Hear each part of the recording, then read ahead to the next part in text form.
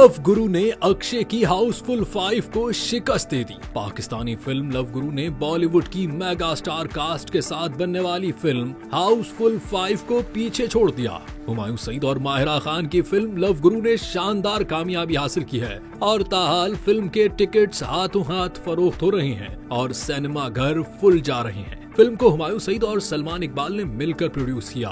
Script वासिह Chaudhary ने लिखी, जबकि हिदायतकारी के फराइज नदीम बेग ने सरअंजाम दिए। लव गुरु ने सिर्फ 2 हफ्तों में दुनिया भर से तकरीबन 55 करोड़ रुपए का बिजनेस कर लिया है, जो पाकिस्तानी फिल्मी सनत के लिए एक बहुत बड़ी कामयाबी है।